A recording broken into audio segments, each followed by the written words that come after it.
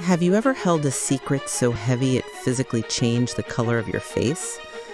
On Halloween night 2024, in the middle of the annual dinner my mother-in-law insists on hosting every single year, my husband looked at me across the table decorated with pumpkins and carved gourds and said, "Sarah, I met someone."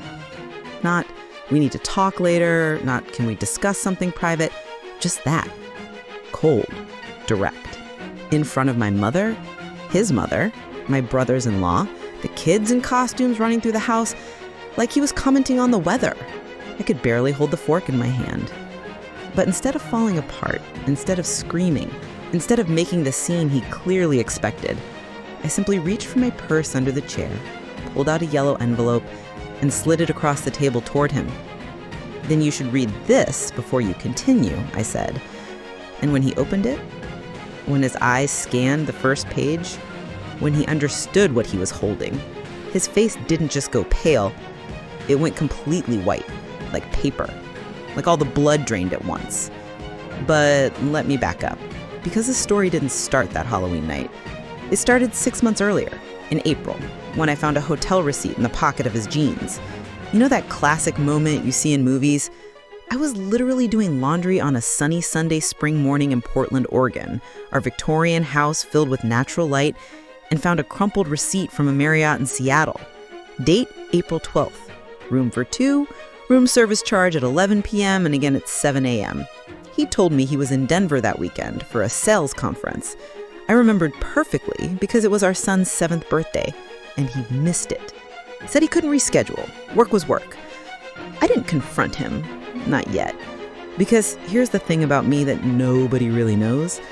I grew up in a family where direct confrontation never, ever worked. My mother tried confronting my father about his lies for years. You know what happened? He got better at lying. So I learned early that information is power, documentation is protection, and patience is the deadliest weapon of all. So I kept that receipt, took a photo, saved it in 3 different places: my laptop, my personal phone, and a flash drive I hid inside a box of tampons in the bathroom. Because where would no man ever look?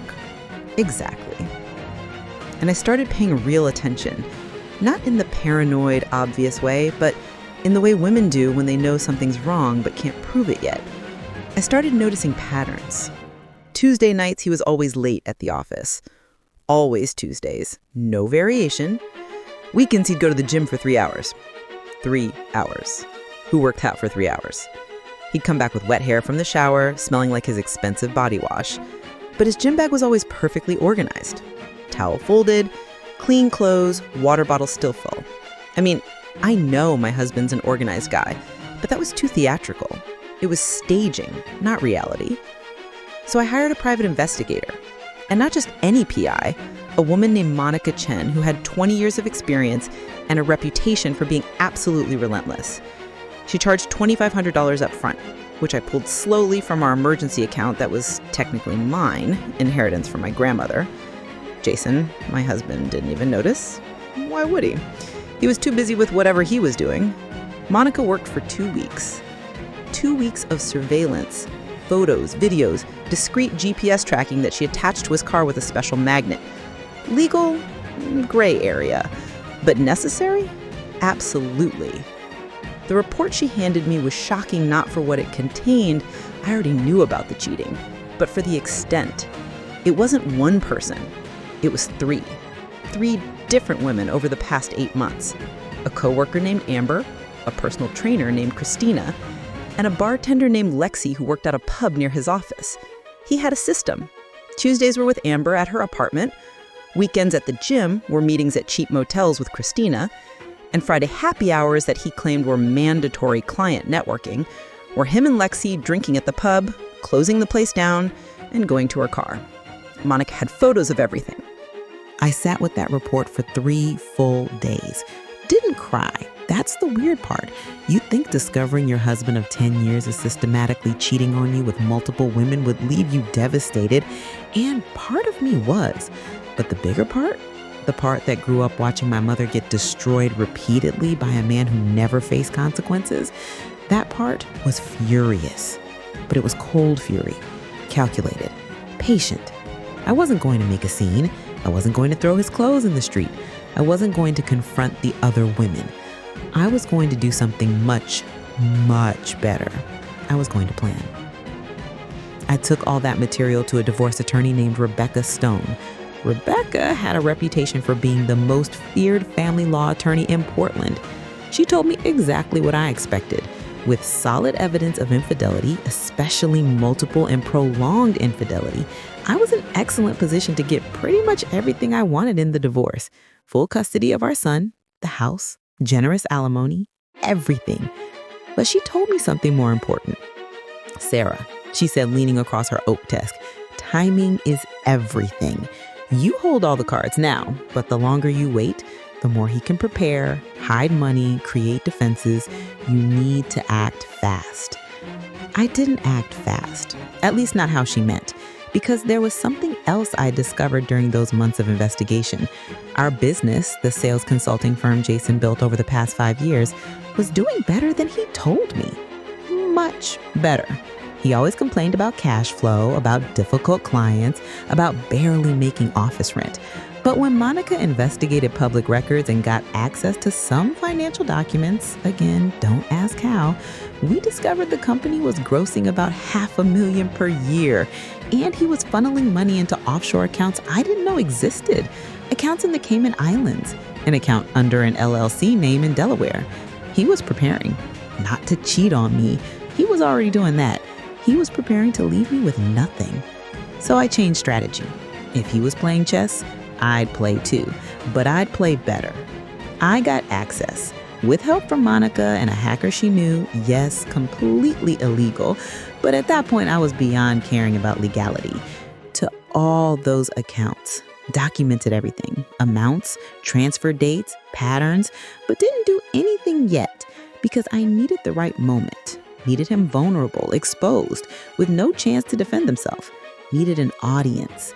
And what better moment than Halloween? Annual family dinner, everyone present, kids running around, festive decorations, cheerful atmosphere. The perfect setting to destroy a man publicly. I spent the next 2 months being the perfect wife.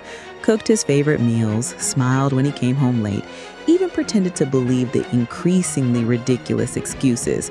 Client meeting ran over, traffic was horrible, gym was packed. I'd nod, kiss his cheek, and ask about his day. Inside, I was counting down, marking my calendar, preparing my yellow envelope. Inside it, printed copies of everything. Photos of him with Amber, photos with Christina, photos with Lexi, bank statements showing suspicious transfers, documents proving offshore accounts, and the cherry on top, a divorce petition already filled out, already approved by Rebecca, already signed by me, needing only his signature. All packaged in a bright yellow envelope that looked cheerful and festive, perfect for Halloween. The night arrived like it does every year. Mother-in-law decorated the entire house with those expensive Pottery Barn decorations, carved pumpkins on the porch, orange and purple lights everywhere, long table with themed tablecloth. She made turkey because apparently Halloween is an excuse for any big meal, garlic mashed potatoes, green beans, pumpkin pie. The kids were in costumes. Our son was Spider-Man. The nephews were various things. The house was full of people, noise, laughter, festive atmosphere. Perfect. Jason was relaxed, smiling, talking to my brother-in-law about football, drinking craft beer. No idea whatsoever what was about to happen. We sat down for dinner, everyone settled, food being served, conversations flowing, and then, right in the middle of everything, right when my mother was asking about our Christmas vacation plans, Jason cleared his throat. Actually, he said, looking directly at me across the table, I need to say something. And my heart raced because I knew from the tone, from the way he avoided my eyes for a second before forcing eye contact, he was going to do it. Here, now, in front of everyone. Sarah, I met someone. Silence. Complete and total silence. Even the kids stopped running. My mother dropped her fork. Mother-in-law's mouth fell open. Brothers-in-law froze with food halfway to their mouths. He continued, "It wasn't something I planned. It happened, and I need to be honest. I haven't been happy for a long time, and I met someone who makes me happy. Amber, she works with me, and we're together, and I want a divorce." He said all that like it was reasonable, like being unhappy justified betrayal, like it happened was an acceptable excuse, like he was the hero of his own story for finally being honest. The nerve was impressive, the audacity was next level, and everyone at the table was too shocked to react yet, except me, because I was expecting exactly this. Didn't know it would be at dinner, but knew it was coming. I'd felt it for weeks, in the way he looked at me, like he pitied me, like I was a problem he was finally going to solve. So I did exactly what I'd planned, reached for my purse, got the yellow envelope, slid it across the table toward him. "You should read this before you continue," I said, my voice strangely calm. Even I was surprised by how calm I sounded. He looked at the envelope, confused. "What is this?" "Open it," I said, simply. He opened it, pulled out the stack of papers, started looking. And I saw the exact moment he understood. The color draining from his face was almost comical. White, then gray, colorless lips, wide eyes, hands shaking holding the papers, page after page, photo after photo, statement after statement. He turned each page slower than the last, and nobody said anything. Everyone just watched, waiting. What is this?" he finally whispered, his voice completely different now, all that confidence gone. "That," I said, my voice still eerily calm, "is documentation of your 3 affairs over the past 8 months, Amber, Christina, and Lexi, complete with dates, times, locations, and text messages. It's also documentation of the $500,000 you've been hiding in offshore accounts, preparing to leave me destitute. And that last page, that's a divorce petition, already filed, already signed by me and my attorney. All it needs is your signature, which you're going to give me tonight, right here in front of everyone." His mother gasped, literally gasped like someone in a Victorian novel.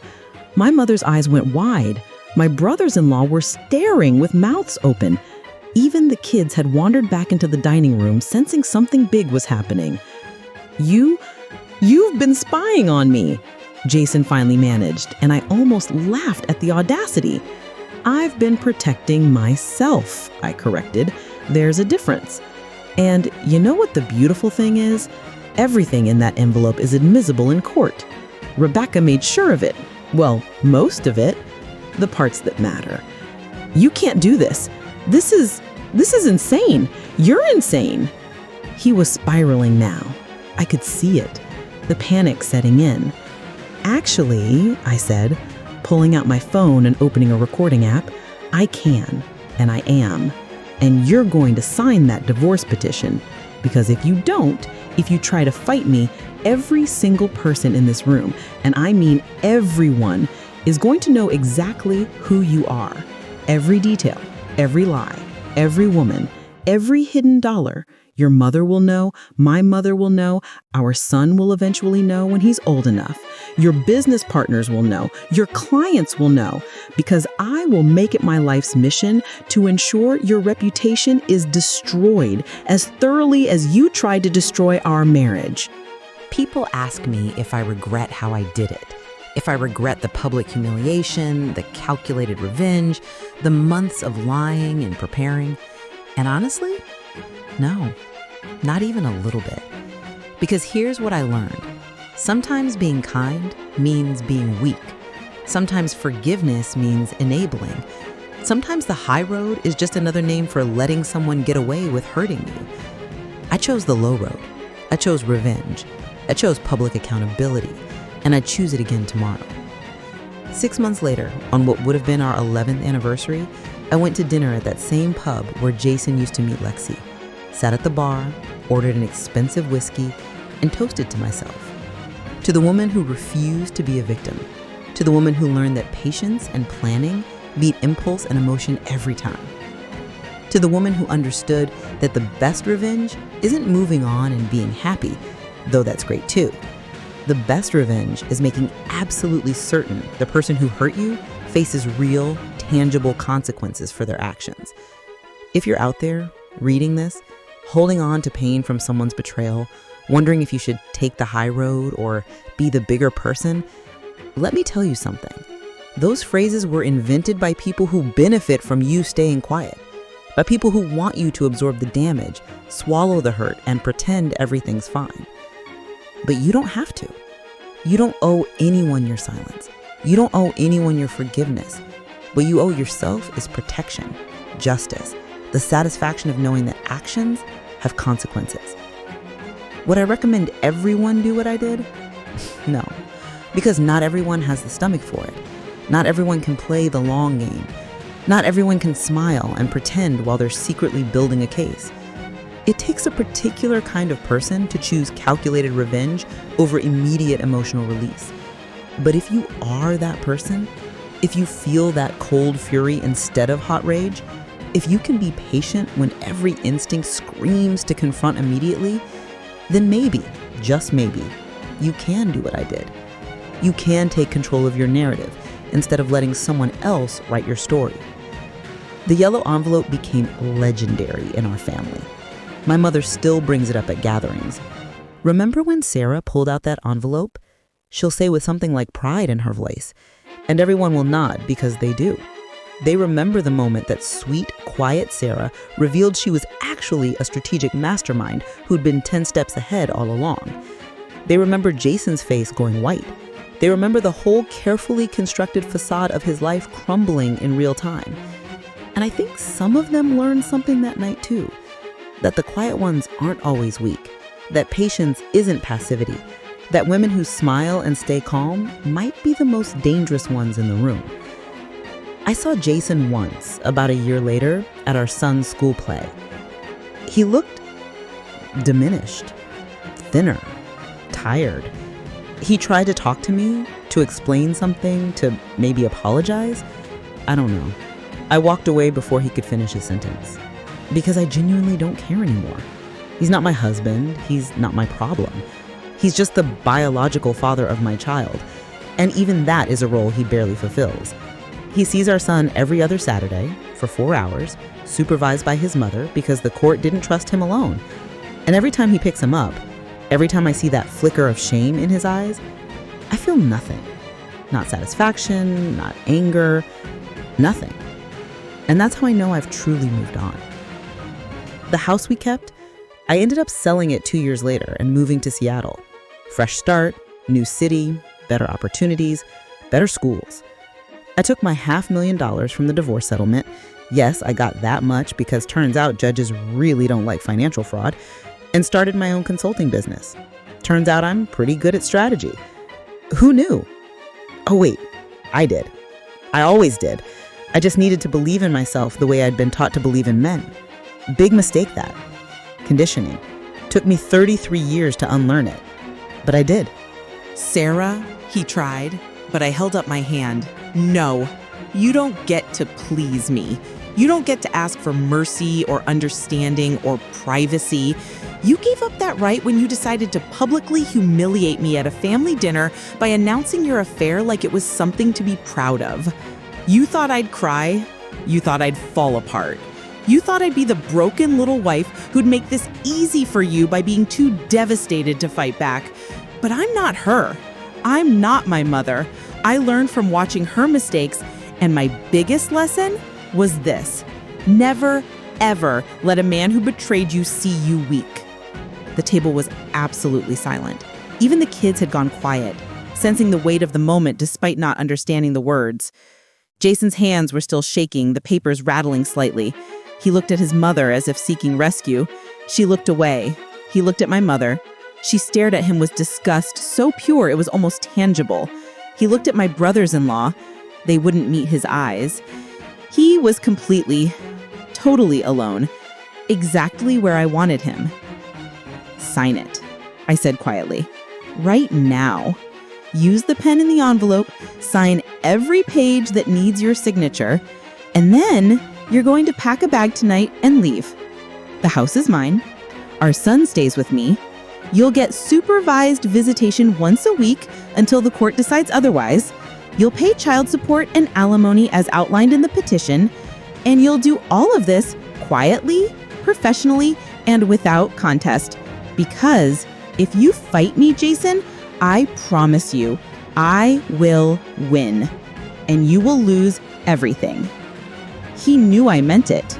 I could see it in his eyes, the realization that he'd made a catastrophic miscalculation, that I wasn't who he thought I was, that I'd been 10 steps ahead of him for months. His hands reached for the pen with trembling fingers, and right there, at the Halloween dinner table, surrounded by carved pumpkins and his devastated family, Jason signed away his rights to fight the divorce, signed away his chance to hide his assets, signed away his ability to play victim. Every page, every signature line, witnessed by 10 people who would never let him claim he was coerced or didn't understand what he was signing. When he finished, I calmly collected the papers, put them back in the envelope, and stood up. "Happy Halloween, everyone," I said with a smile that didn't reach my eyes. "I think dinner is over." And I walked out of that house with my head high, my son's hand in mine, and my future secured. Behind me, I could hear the eruption of voices. His mother crying, my mother demanding answers, brothers-in-law arguing, Jason trying to explain, to justify, to salvage something from the wreckage. But it didn't matter. None of it mattered. Because I'd won. Not just the divorce, not just the money or the house or the custody. I'd won my self-respect. I'd won by refusing to be a victim. I'd won by being smarter, more patient, and more strategic than the man who thought he could discard me like I was nothing. The aftermath was interesting. Jason tried to fight it anyway, of course, hired his own attorney, claimed I had entrapped him, that the signatures weren't valid because he was under duress. But Rebecca shut that down fast. We had 10 witnesses, including his own mother, who testified that I never threatened him physically, never even raised my voice, that he signed of his own free will after being confronted with evidence of his own wrongdoing. The offshore accounts were the real kicker. When those came to light in court, the judge was not pleased. Financial fraud during marriage is taken very seriously. Jason ended up not only losing the divorce, but facing potential criminal charges for tax evasion. Last I heard, he's working that out with the IRS. Amber, Christina, and Lexi all disappeared from his life pretty quickly once they realized he was broke and facing legal problems. Turns out they weren't interested in Jason himself. They were interested in the lifestyle he could provide, the nice dinners, the hotel rooms, the promise of security. When all that evaporated, so did they. I almost felt bad for him. Almost. But then I'd remember how he looked at me across that table, so confident, so sure that he was in control, that he was finally free, and I'd smile. My son adapted better than I feared. Kids are resilient like that. We had age-appropriate conversations about Daddy living somewhere else now, about how sometimes grown-ups can't be together anymore, about how it had nothing to do with him. He cried some, asked questions I didn't always know how to answer. But he also saw me strong, functioning, building a new life. And I think that mattered more than the sadness. He needed to see that you can survive betrayal, that you can come out the other side not just intact, but better. The house felt different after Jason left. Emptier, obviously, but also lighter. Like a weight I didn't realize I was carrying had been lifted. I redecorated his office into a reading room, painted the bedroom a color I actually liked, planted a garden in the backyard, small acts of reclaiming space, small declarations of, this is mine now. And it felt good. It felt like healing. People ask me if I regret how I did it, if I regret the public humiliation, the calculated revenge, the months of lying and preparing. And honestly, no, not even a little bit. Because here's what I learned. Sometimes being kind means being weak. Sometimes forgiveness means enabling. Sometimes the high road is just another name for letting someone get away with hurting you. I chose the low road. I chose revenge. I chose public accountability. And I'd choose it again tomorrow. 6 months later, on what would have been our 11th anniversary, I went to dinner at that same pub where Jason used to meet Lexi, sat at the bar, ordered an expensive whiskey, and toasted to myself. To the woman who refused to be a victim. To the woman who learned that patience and planning beat impulse and emotion every time. To the woman who understood that the best revenge isn't moving on and being happy, though that's great too. The best revenge is making absolutely certain the person who hurt you faces real, tangible consequences for their actions. If you're out there reading this, holding on to pain from someone's betrayal, wondering if you should take the high road or be the bigger person, let me tell you something. Those phrases were invented by people who benefit from you staying quiet, by people who want you to absorb the damage, swallow the hurt, and pretend everything's fine. But you don't have to. You don't owe anyone your silence. You don't owe anyone your forgiveness. What you owe yourself is protection, justice, the satisfaction of knowing that actions have consequences. Would I recommend everyone do what I did? No, because not everyone has the stomach for it. Not everyone can play the long game. Not everyone can smile and pretend while they're secretly building a case.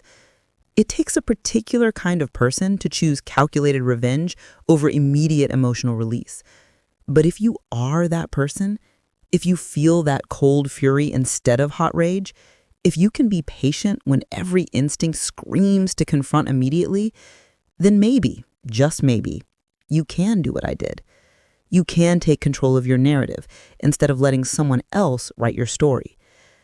The yellow envelope became legendary in our family. My mother still brings it up at gatherings. Remember when Sarah pulled out that envelope? She'll say with something like pride in her voice, and everyone will nod because they do. They remember the moment that sweet, quiet Sarah revealed she was actually a strategic mastermind who'd been 10 steps ahead all along. They remember Jason's face going white. They remember the whole carefully constructed facade of his life crumbling in real time. And I think some of them learned something that night too. That the quiet ones aren't always weak, that patience isn't passivity, that women who smile and stay calm might be the most dangerous ones in the room. I saw Jason once, about a year later, at our son's school play. He looked diminished, thinner, tired. He tried to talk to me, to explain something, to maybe apologize. I don't know. I walked away before he could finish his sentence. Because I genuinely don't care anymore. He's not my husband. He's not my problem. He's just the biological father of my child. And even that is a role he barely fulfills. He sees our son every other Saturday for 4 hours, supervised by his mother because the court didn't trust him alone. And every time he picks him up, every time I see that flicker of shame in his eyes, I feel nothing. Not satisfaction, not anger, nothing. And that's how I know I've truly moved on. The house we kept, I ended up selling it 2 years later and moving to Seattle. Fresh start, new city, better opportunities, better schools. I took my $500,000 from the divorce settlement. Yes, I got that much because turns out judges really don't like financial fraud, and started my own consulting business. Turns out I'm pretty good at strategy. Who knew? Oh wait, I did. I always did. I just needed to believe in myself the way I'd been taught to believe in men. Big mistake that. Conditioning. Took me 33 years to unlearn it. But I did. If there's one thing I want you to take from this story, it's this. You are never as powerless as someone wants you to believe you are. Even in your worst moment, even when someone is publicly humiliating you, even when it feels like the world is ending, you have power. You have choices. You have agency. You can let it destroy you, or you can use it as fuel. Use it to become someone stronger, smarter, more capable than you ever imagined. Use it to transform from victim to victor. That Halloween dinner changed my life. Not because Jason left, but because I took control of the leaving. I decided how, when, where, and with what consequences. I decided who would witness it. I decided what evidence would be presented. I directed that entire scene like a playwright directing her magnum opus, and it was beautiful. Not in a pretty way, in a powerful way. In a, this is what happens when you underestimate me way. So thank you, Jason. Thank you for being exactly predictable enough that I could stay 10 steps ahead. Thank you for underestimating me so thoroughly that you never saw it coming. Thank you for teaching me that I don't need to be nice to people who don't deserve it.